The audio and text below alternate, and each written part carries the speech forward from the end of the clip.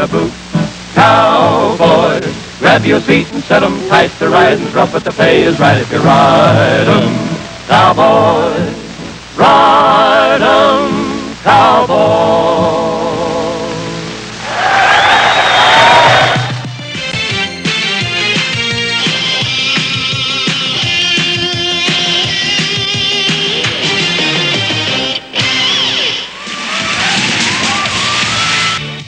This is Backstage Pass, and with us is one half of the morning team from KDKB, Chris Shebel. How are you doing? Just fine. The other half is floating around somewhere, who knows where. Tell out of Apache Junction, actually. Probably, yeah, or Mesa, downtown Mesa. Tell us a little bit about how you got your start in radio. I started in radio years ago, back in the 70s.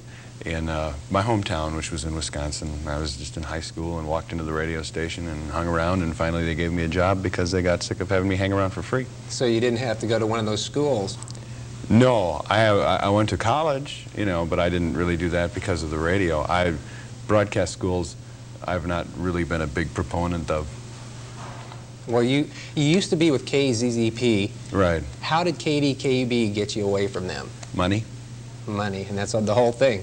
Now you left, they told you to leave on a Thursday and you were on KDKB on a Friday? Well, actually what happened is they had approached us and we did some talking with them and stuff and came to the right situation for us and for the radio station. And so then the next day we went into KZZP and said we're not under contract with them, so there was no, and we gave them a standard 2-week notice. And would have worked it out, except that they felt that, seeing as how it was going to be in the paper the next morning that we were leaving and stuff, we might as well just go over there. So we did, showed up there the next morning. Now you attract a strong audience between the 18 and 34 age group? Yeah, pretty much. We'd like to attract more. Tune in. But how does your audience differ from, let's say, Dave Pratt's audience? I don't know if it really, I think if you want to get into like the ratings and stuff, Dave is very heavy 18 to 24 male and teens. We tend to be heavier 25, 34-year-olds, males and females. He has, I think, more than we do right now, but... just temporary. Well, you know, everybody says, well, you guys are supposed to go up against Dave Pratt. You know, that's what people outside of radio think. You know, it's like, how are you going to beat Dave and stuff? And it's really not that important for 2 reasons. Number one, he'll take care of himself. And number two, if we can steal 0.5% of the audience from the other contemporary stations away from them, we'll be number one. And KDKB was in a slump before you came. How has their format changed to adapt to your presence on the air? I don't know. I think it's changed a little bit as part of its evolution. Maybe it went too far in one direction, and now it's starting to go back towards the middle ground that it always has had. Starting to put some of the more classic music back in that they took out for a while. A little bit of different structures, of course, on the morning show. Things are a lot different from what they were before we were on, because basically what we did is we took what we did at the other station just across the street and do pretty much the same thing and play a little bit different music. You work really well with Keith, and you're classified as a straight man, and he's the comedian. Well, you know, we don't really, that's how maybe people see it. We've never ever said, and we'll never say, that we consider ourselves comedians. He doesn't and I don't. We don't purposely go on the air and try and be funny.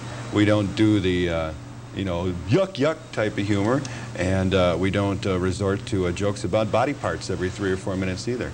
What we try and do is look at what's going on every day, and that's what we talk about. And some of it's funny, some of it isn't, but it's just you know, whatever is going on. And you deal a lot with the audience, call-ins. That's what we consider to be the key to our radio show. It's the kind of show we like to do. We would much rather sit around, drink coffee, and answer the phone, and put those people on the air, and let the listeners, you know, do the talking and do the show. It's a lot more fun for us. You met Keith in Chicago? No, I met him here. I met him when we were at when I came to Phoenix first, and then we had an opening for somebody to do news, kind of a team show type of thing, and a mutual friend suggested that Keith would be the right person, and it turned out that he was. How do you find all the time to fill up, that you can talk fluently and just keep keep the pace going? Well, I don't know. I guess, you know, you go to that DJ school, you learn how to say things like, you get those call letters in and stuff, but otherwise, it's just, we just talk about, we come in, we have a ton of stuff that we've pulled out of newspapers and stuff, the things that have happened in the past day, things that have happened like a year ago that it's an anniversary of and things like that. And we just kind of go from there and see what happens and see what piques the listener's interest or whatever, so that, you know, maybe they'll call in and stuff, and it just kind of rolls. We consider our show a soap opera.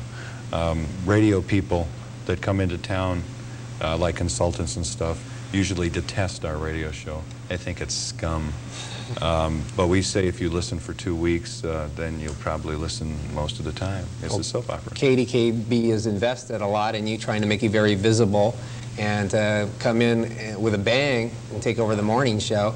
And with it, I'm sure the ratings are going to go sky high. Well, I hope so, because I have this dog to feed, and you know. And they also say you don't party too much. You basically, by being on the morning, you gotta. What time do you have to be at KDKB to start the day? We go on the air at 5:30. So we get in before that, obviously. I get up, when I lived in Scottsdale, I used to get up a lot earlier than I do now. Now that I moved like 2.5 miles from the station, because it's 45 more minutes a morning than I can sleep.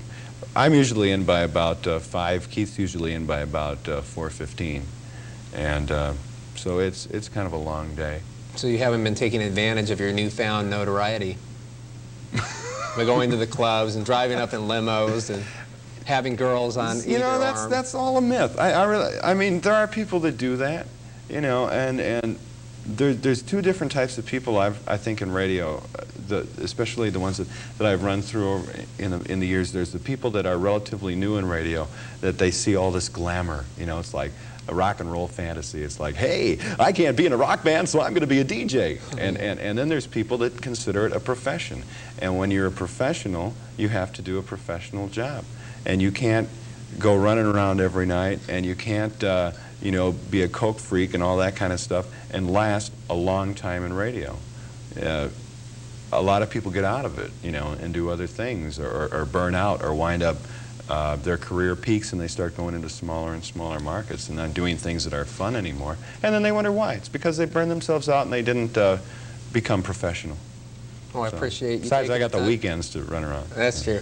Appreciate you taking the time to be a part of the show. Much success with you and KDKB. Thank you. Stay tuned. There's a lot more to come.